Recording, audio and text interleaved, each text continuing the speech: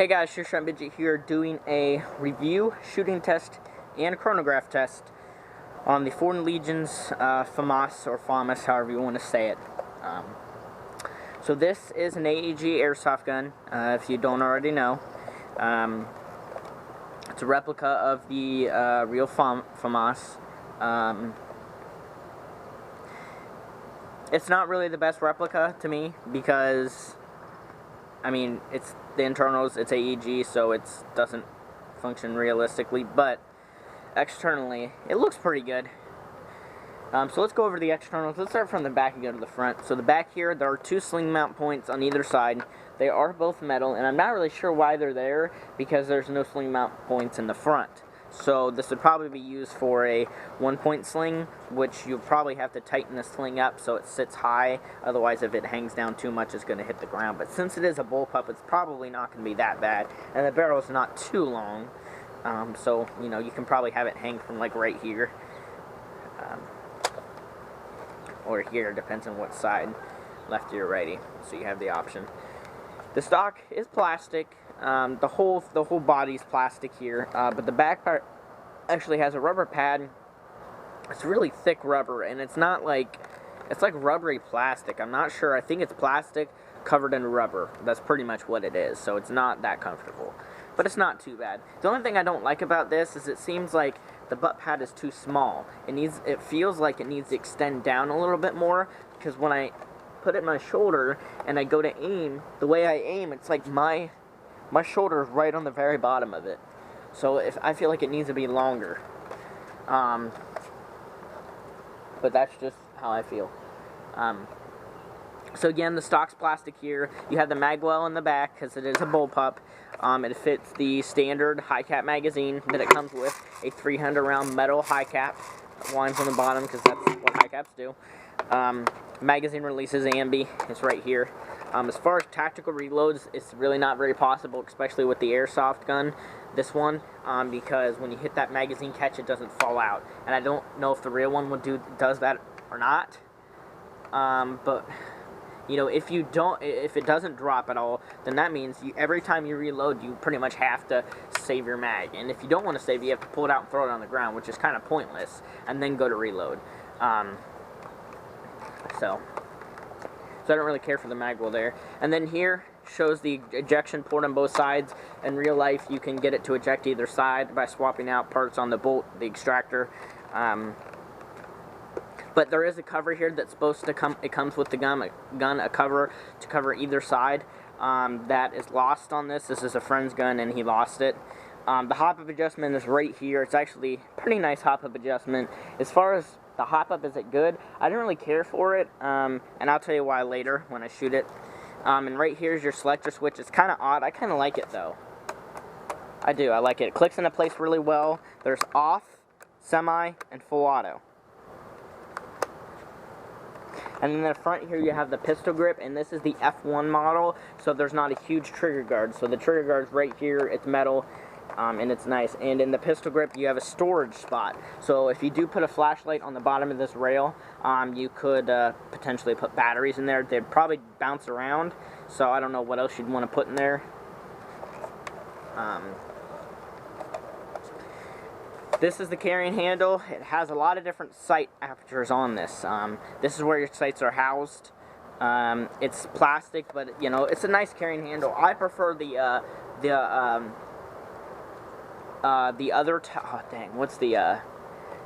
type of FAMASs that have like a small rail here and the charging handle is put sideways, like the Black Ops one.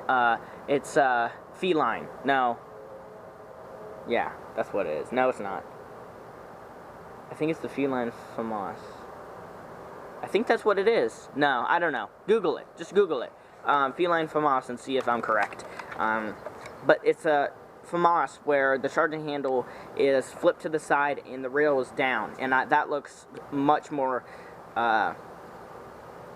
appetizing, I guess you could say. Not like I'm going to eat it or anything, but it looks much more good looking. It looks hot when the charging or the carrying handle is so much lower, and also it'd be easier to aim and put optics on, because if you put an optic on this height, then you have to kind of aim up, or use that cheek rest, or put even more padding on that cheek rest. So I don't really care for this super high carrying handle. But there's the charging handle right there. Doesn't do anything. See, did I miss anything? Nope. Safety is right here, but also back here is off. That's a safety. So I like that there's two safeties. This is the trigger safety. When you put it there, you can't even pull the trigger, so it's not like it blocks it. Well, it does, but you can still touch the trigger, but it doesn't move. So I kind of wondered that myself. Well, it blocks the trigger, but can you still pull it? And no, you can't. Here you have a metal bipod that actually swings out on both sides. It's actually a nice bipod. The height's pretty nice. You can't adjust it from what I can see. It doesn't bother me at all, though. It's a really good height. I have a piston or a KAC style grip on this rail. It's a small rail, and it's a really nice rail. It's metal. It's bolted down on the inside of the handguard. And this gun looks really nice to me with a grip on here. But you could, even an AFG, that would be nice. An AFG on the bottom of this, man, that would look nice. As far as customability, you can't really do a whole lot with this gun. I mean, you can put any grip really you want on this rail, which is good enough for a lot of people. But as far as optics, you'd have to get a mount up here. And back up to the iron sights. Here's the sight here. You have one flip up right there that's a tiny hole, and then you can pull that down and pull the other one up in front of it, and there you have a bigger hole. But if both of them are down, you have a really big aperture, and that's the best.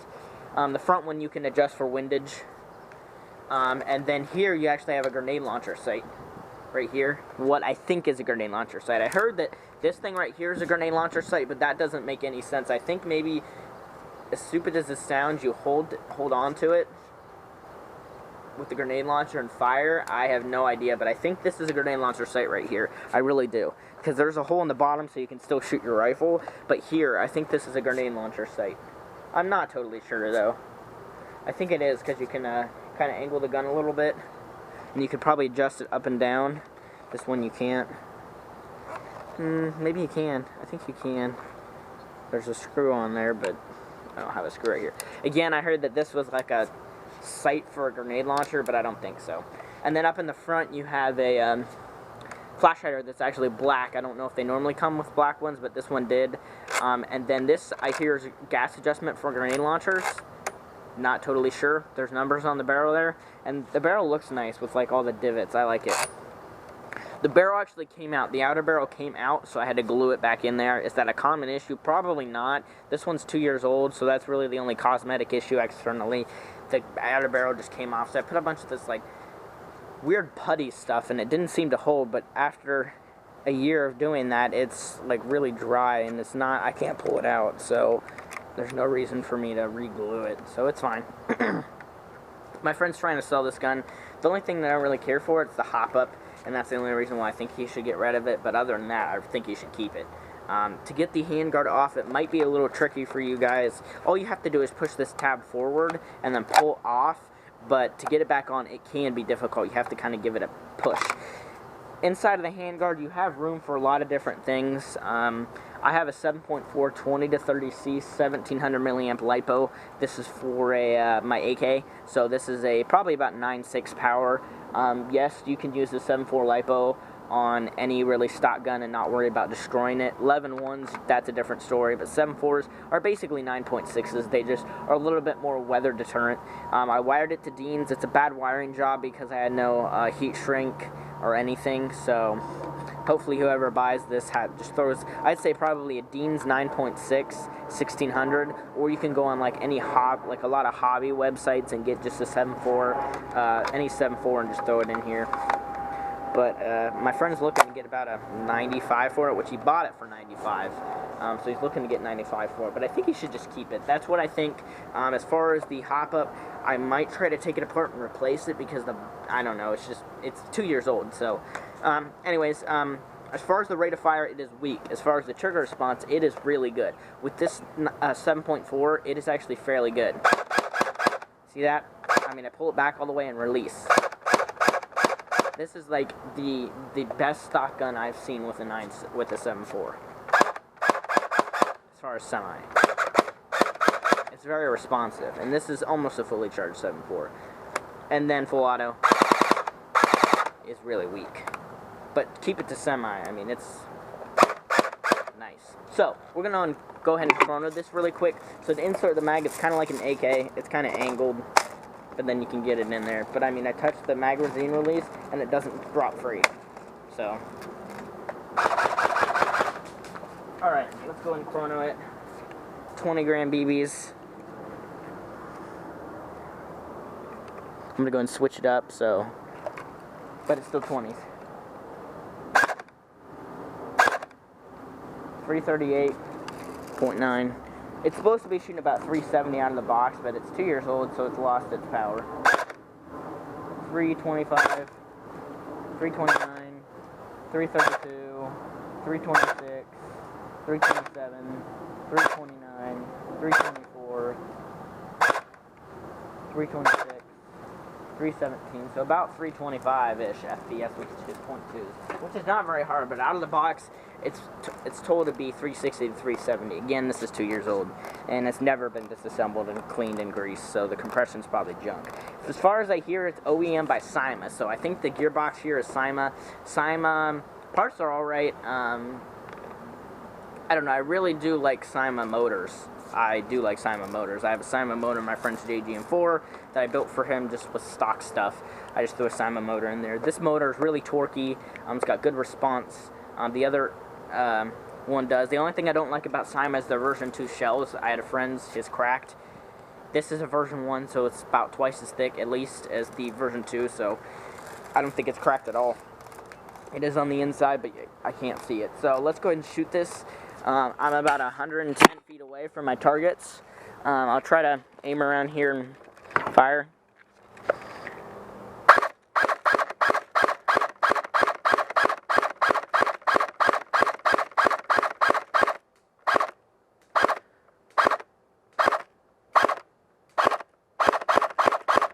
As far as where my hop-up is sitting, they're dropping. So again, back to what I was saying about the hop-up, I don't like it. I have like hop-up hardly adjusted, because if you adjust it, it starts to choke the BB, and the feet per second goes down even more. So this is all the way off. All the way off, and I'll show you at chrono's higher. I don't destroy my chrono. This thing's a tank though. All the batteries fell out. Great. But anyways, I'll find the batteries in a minute. I see them over there. But anyways, you guys, know when your hop-up is actually adjusted off, you're gonna shoot harder. So that doesn't mean, oh, you should turn your hop-up off to get really good FPS. No, because then your BBs won't go very far, for the most part, unless you have some really good bucking or setup. But as far as going to the chronograph and chronoing like at a field, sometimes they'll tell you to turn your hop-up down, but I don't know if I've ever been to a field that's done that. I think once or something, but just don't do it because then you have to readjust your frickin' hop-up, and that I always hate adjusting hop-up. So since there's rain out here, it's not turning on. I don't know if I screwed it up or might be a little water in here.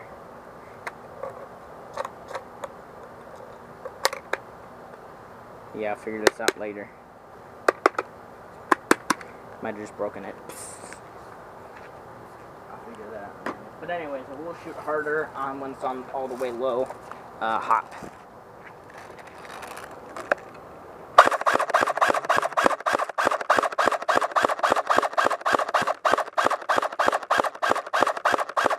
But I don't know if you can tell, the BBs are starting to drop already.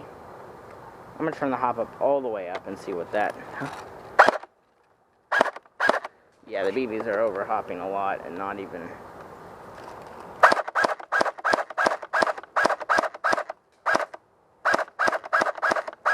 This might be a good spot. Turn it down even more.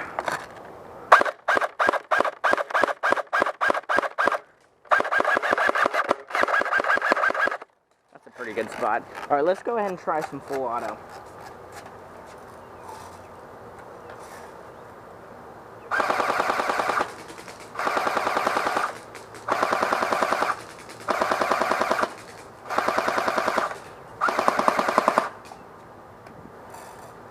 not super consistent, but I don't know, I think it'll hold up in combat. I'll go ahead and shoot like this, see if you can.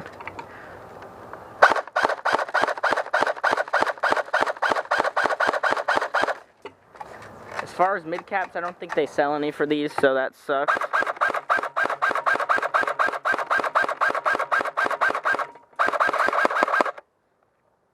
There you go, it's basically empty.